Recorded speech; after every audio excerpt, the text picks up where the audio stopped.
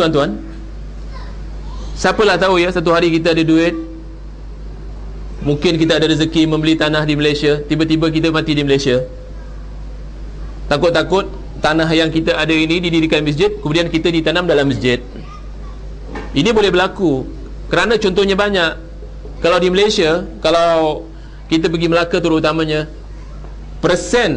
kalau masjid lama, persen masjid di dalamnya ada kubur ataupun di persekitarannya ada kubur. Ini masalah besar. Ya, kita teruskan dulu ini. Di antara hujjah bahawa makruh di sini adalah pengertiannya haram, seperti firman Allah, kullu dzalika kana sayyi'uhu 'inda rabbika makruha. Disebut makruh di sini.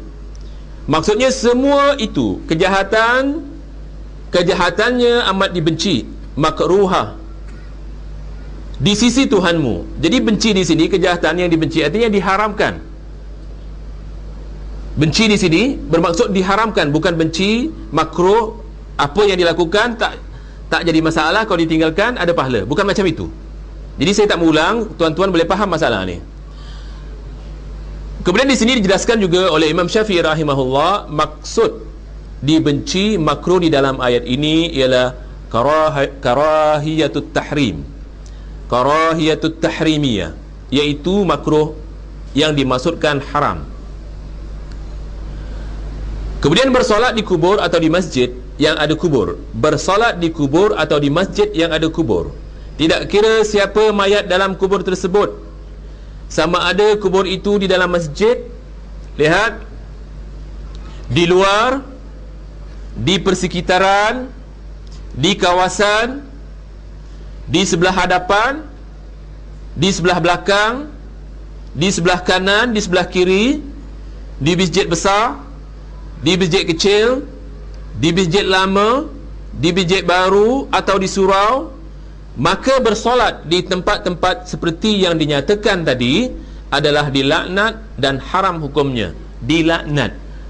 Apa arti dilaknat? Yahudi, Nasrani dilaknat, tak masuk syurga. Syaitan dilaknat, tak masuk syurga. Syaitan itu maksudnya syaitanah. Syaitanat la'anah. Arti syaitan itu jauh. Jadi bila dilaknat, jauh daripada syurga, tak masuk syurga. Itu sebab sebagian ulama mengatakan dilaknat kerana membawa kepada kesyirikan. Subhanallah.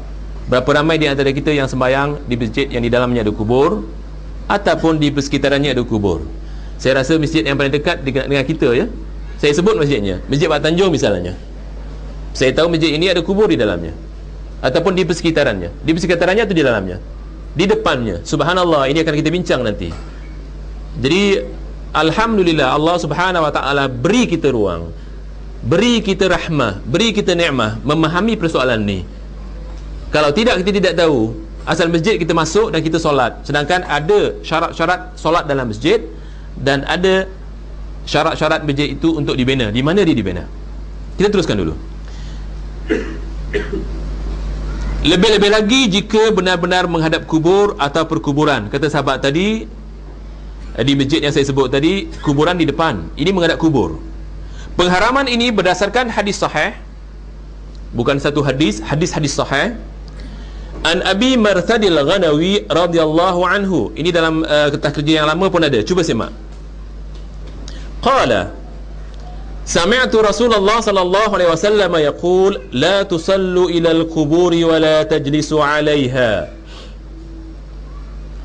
Dari Abu Marsad Al-Ghanawi radhiyallahu anhu, beliau berkata, aku pernah mendengar Rasulullah sallallahu alaihi wasallam bersabda, janganlah kamu solat menghadap ke kubur dan janganlah kamu duduk di atasnya.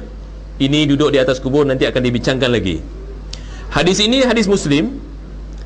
Begitu juga diriwayatkan oleh Abu Daud, Ahmad, Nasa'i dan Tirmizi. Hadis ini hadis sahih, tidak boleh dipertikaikan. Hadis seterusnya, qala Rasulullah sallallahu alaihi wasallam la tusallu ila al-quburi wa la tusallu ala qabr. Bersabda Rasulullah sallallahu alaihi wasallam, janganlah kamu bersolat menghadap kubur dan jangan kamu bersolat di atas kubur. Hadis ini diriwayatkan oleh Tabrani dalam Mu'jamul Kabir. Alhamdulillah kita punya kitab ini. Kemudian Al-Muqaddisi di dalam Al-Mukhtar, menurut Al-Albani hadis ini sahih. Kemudian Al-Manawi rahimahullah berkata tentang hadis sahih di atas ini yang saya baca tadi dalam Faidul Qadir. Semak dalam kitab tuan-tuan ada. Menjadikan masjid itu kubur, iaitu dengan menjadikan kubur di sebelah kiblah, yakni menghadap kubur semasa solat, sebagaimana yang disebut oleh sahabat tadi. Saya dengar di Masjid Sultan juga di depannya ada kubur, betul-betul di bawah mimbar. Allahu a'lam. Kalau betul beritahu kepada yang berkuasa, pihak yang berkuasa, masjid tidak boleh dipindah, tetapi kubur perlu dipindah. Ini nasihat ad-dinun nasihat. Melalui ceramah ini saya ingin beritahu kepada mereka, saya tak punya kuasa, tetapi yang punya kuasa perlu memindahkan mayat ini ataupun kubur ini ke tempat yang sudah disediakan. Kalau tidak, siapa yang solat di situ dikatakan oleh Imam Syafi'i haram hukumnya. Jadi tuan-tuan, kita bersyukur kepada Allah Subhanahu wa taala. Allah Subhanahu wa taala buka bab ini kepada kita. Kalau tidak, kita tidak tahu. Ya. Kemudian kita teruskan. Qadi Al-Baidawi rahimahullah berkata, ini semua ada hujah-hujahnya tuan-tuan. Kalau saya nak bawa semua mungkin tebal. Jadi saya ambil yang penting-penting saja, jadikan kertas kerja. Apa kata Qadi Al-Baidawi dengan hujah-hujah yang banyak? Kemudian dia memberi fatwa. Ini fatwa Qadi Al-Baidawi. Adalah orang-orang Yahudi sujud kepada kubur para nabi mereka yang bertujuan untuk membesarkan, memuliakan para nabi mereka. Dijadikan kubur tersebut di sebelah kiblah dengan cara menghadapkan solat mereka ke kubur, yang akhirnya kubur tersebut menjadi berhala. Oleh kerana itu mereka dilaknat oleh Allah. Maka ditegah orang-orang Islam dari melakukan seperti yang mereka, yakni orang Yahudi, lakukan. Kalau orang Yahudi dilaknat, orang Islam melakukan seperti itu juga dilaknat. Kerana dalam Islam, man tashabbaha biqaumin fahuwa minhum. Siapa menyerupai satu kaum, maka jadilah kaum itu. Dalam masalah suluk, artinya dalam masalah tata agama, ini dilakukan juga oleh orang-orang yang beragama Islam sekarang. Kenapa mesti ditanam dalam masjid, ataupun di perkarangan masjid, ataupun di depan masjid? Ada sebabnya. Tentulah untuk memuliakan orang yang mati ini. Memuliakan orang mati itulah namanya kuburi. Ya. Kemudian an Abi Sa'id Al-Khudri radhiyallahu anhu qala Rasulullah sallallahu alaihi wasallam, al-ardu kulluha masjidun illa al-maqbarata wal hammama. Dari Sa'id Al-Khudri berkata, telah bersabda Rasulullah SAW, bumi ini keseluruhannya tempat sujud, yakni masjid keseluruhannya, kecuali kubur dan tandas. Singapura terkenal dengan kebersihannya. Kebersihannya diantaranya kebersihan tandasnya.